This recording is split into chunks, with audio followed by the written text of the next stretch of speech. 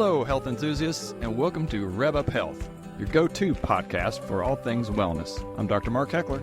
And I'm Tandi Hechler. Together, we're here to fuel your health journey with the best of functional medicine and holistic well-being. Each episode will dive deep into topics that matter to your health, bringing you the latest insights, research, and inspiring stories. So whether you're on a quest for vibrant health or just looking for daily health tips, we've got you covered. So let's embark on this journey together and transform the way you live. Hello, and welcome to the Rev Up Health podcast. I'm Tandi. I'm Dr. Mark.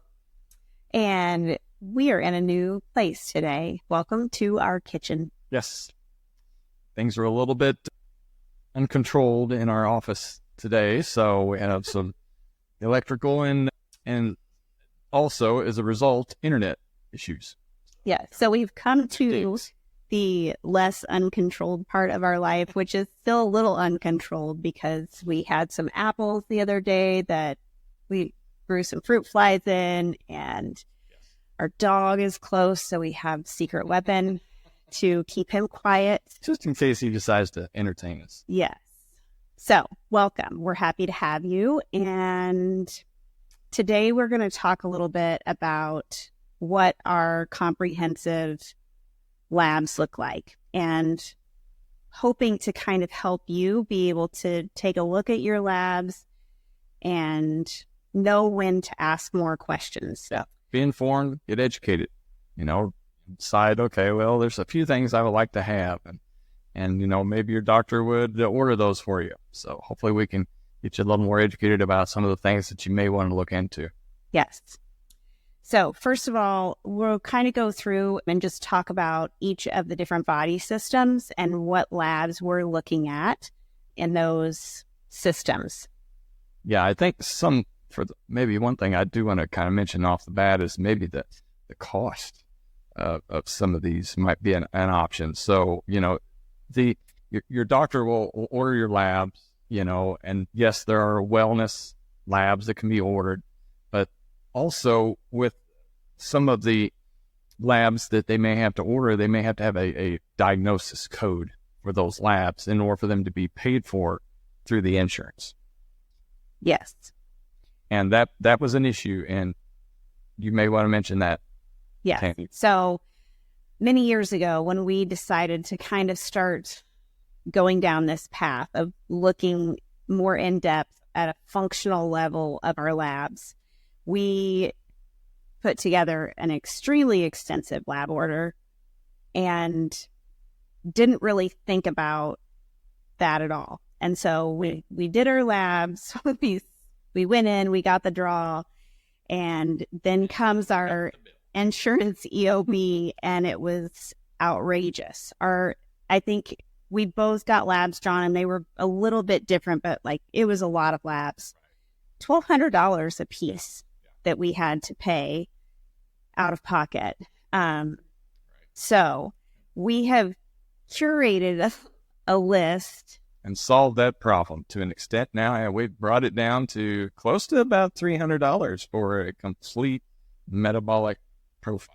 Well, and there's also a difference between what we did back then and that now, because we went through insurance back then, and the price that your insurance is contracted to pay with the lab is different than if you were to do a self-pay through another provider or another service. There's Function Health that offers a similar thing like this. So you can be a self-pay patient. You get a discounted rate that is really kind of more the flat fee of what it costs to do the labs, as opposed to dealing with insurance and what their contracted rates are with the labs. So, for instance, so you can get a CBC or maybe a complete metabolic panel, some of those types of labs done for the cost of a fancy latte.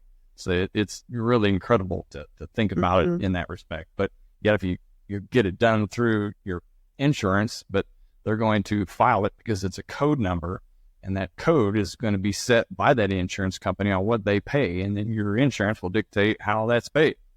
So it can be really costly for you. So you have to be very aware of that before you go go to your before you go to your doctor, know that, okay, well, this may be something that's going to cost me a little bit more money. So. Yes. And just to explain, we're getting way off into insurance, but I think it's important. And I think a lot of people don't understand these things. The other thing is your doctor isn't the lab. So if they say, yes, I'll draw all these labs, I'll order all these labs for you, they aren't the lab most of the time.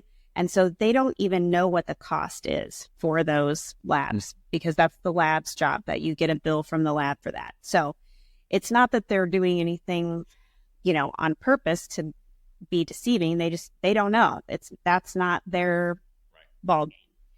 So it is very complex. So we have looked at, all of the options that there are, and we've kind of narrowed it down to get the most bang for your buck.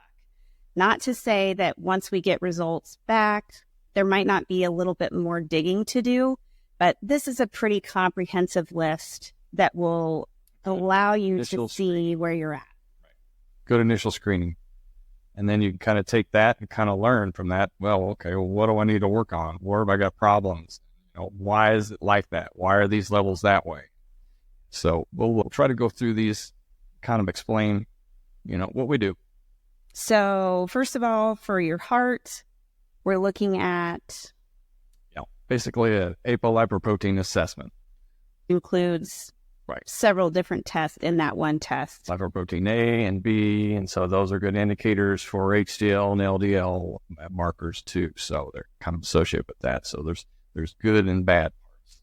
And if someone's elevated, well, then we start to dig a little bit deeper.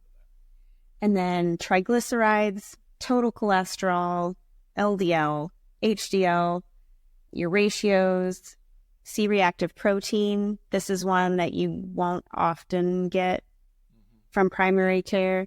Good inflammatory marker. Thyroid health. TSH, antibodies, different types of antibodies, a couple different types of antibodies for the thyroid to look at autoimmune diseases. And then, of course, the hormone levels themselves. So a free T3, free T4s. And then for autoimmunity, we are going to be adding this. This is one that we haven't done, but we are planning to add it. We will check on the price. Right. Yeah. But so an ANA and an RF, which is for rheumatoid factor and anti-nuclear antibodies. So it's always good to know what's going on there. And then CBCs, everybody usually gets CBCs and basic chemistry panels. So those are something you may get from your doctor pretty regularly, but we also do those too, of course. And then we've got female hormones and male hormones. Most of those are pretty much the same. There's pretty much just one that you add at the end. So we're looking at, for men and women, testosterone, total and free, prolactin, estradiol, DHEA, FSH, LH, sex hormone binding globulin. Right. And then for women, we do progesterone, and for men, we do a PSA. And stress and aging, we're looking at cortisol and DHEA. Let's see. And then for metabolic panel, we're looking at uric acid. This is a newer one that's kind of a little bit, it's not a newer lab, but it's a more hot topic lab. Glucose, hemoglobin A1C, insulin. Fasting insulin. Yes, fasting insulin. It's very important. And for nutrients, we're looking at vitamin D, magnesium, iron, ferritin, homocysteine. Homocysteine is important because it can kind of be an indicator of how you're methylating. Methylating problems or vitamin deficiencies, specific folate and B12. You see those elevated sometimes, and homocysteine will be elevated with those deficiencies. So then we're looking at the liver, total protein, albumin, total bilirubin, AST, ALT, and BUN, creatinine, chloride, calcium, potassium, and sodium. For the pancreas, amylase is an indicator an early indicator for pancreatic cancer. Yeah. So it's always good to know that. I mean, obviously, amylase will be also elevated for people. Maybe they have gallbladder stones that'll cause problems with the pancreas. I feel like I want to reread that. So around 10 minutes. Okay. Let's do a little thing. So amylase is one that we've recently added because it is an indicator for pancreatic cancer, potentially, as well as... There's going to be inflammatory problems within the pancreas too, whether it's gallbladder or stones. So electrolytes, we kind of already covered in the liver panel, but sodium, calcium, potassium, chloride, carbon dioxide, and magnesium. And then we're going to do a CBC with differential, which includes your hemoglobin, your hematocrit, red blood cells, all those. That's a pretty common one, and you're going to get that one most of the time with your general practitioner. Yeah. So, we're going to be looking at, I don't know if vitamin levels were on there or not, actually. So nutrients, vitamin D and vitamin B12. So, but as you can tell, I mean, there's a lot of things to look at, and it's not necessarily just specifically, one thing or another. Maybe these things may be normal or within range, but yet they may not be optimal. And so that's the important thing. To tell somebody that, your glucose is 100, so it's okay. You're fasting insulin, well, you're probably not going to get a fasting insulin, but from your primary care, but those can be normal, so to speak, in range, but they can be indicators of type 2 diabetes, and you can identify these things years in advance before the chronic disease even hits. And, that's the whole point of emphasis in drawing these labs, is trying to identify a chronic disease predecessor. So something that could potentially lead you down the path for getting chronic disease problems. And it could be anything from heart disease, type 2 diabetes, of course, insulin resistance with the type 2 diabetes. That's also something we can find out. But cancers, brain health, there's a lot of things that lead to chronic disease. Yeah. So what we are going to do is put together a list of what is, what we are looking at. You can then take that list and look at your own labs that you've had in the past. We'll give you some kind of normal levels and optimal levels so that you can kind of look and compare and see where you're at. That can give you an idea of, if you need to go to your doctor and ask some more questions. Yeah. And this panel is not all inclusive. So there are a lot of things that we can add on or change, but things that we can look for specifically if your history leads us down that path. So I want to draw additional labs, and even genomic testing or gut testing, those things also. Yeah, food sensitivity testing also. Yeah, and I think that's a whole nother podcast. But food sensitivity is not necessarily an allergic situation. It's it's not that. It's different.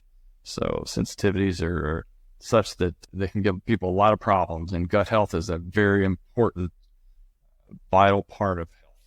Yes, I feel like we say a lot of the same things over and over again, but the truth is everything is connected. And all right, that's why this so is fun. If you guys have any further questions, reach out to us at Revelation Health and Wellbeing. Keep following us along. Hopefully we can answer all the questions, and if you have questions, shoot them out to us and maybe include that in the podcast.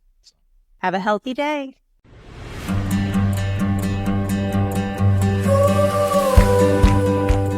Thank you for tuning in to another episode of Rev Up Health. We hope you're leaving with some valuable insights to supercharge your health journey. Don't forget to follow or subscribe to Rev Up Health wherever you listen to your podcasts. And if you enjoyed today's episode, please leave us a rating and review. Have a topic you want us to explore? Reach out to us on social media channels. We love hearing from our wellness community. Until next time, keep thriving, and remember, your journey to health is a journey to a better you. Stay well, and we'll connect with you again soon. This is Tandi. And this is Dr. Mark, signing off from Rev Up Health. Take care. The information provided in this podcast is for educational purposes only and is not intended as medical advice. The content is designed to support, not replace, the relationship that exists between a patient and their healthcare provider. Always consult with a qualified healthcare professional before making any changes to your healthcare regimen, including diet, exercise, or treatment plans. The views and opinions expressed in this podcast are those of the hosts and guests and do not necessarily reflect the official policy or position of Revelation Health and Wellbeing.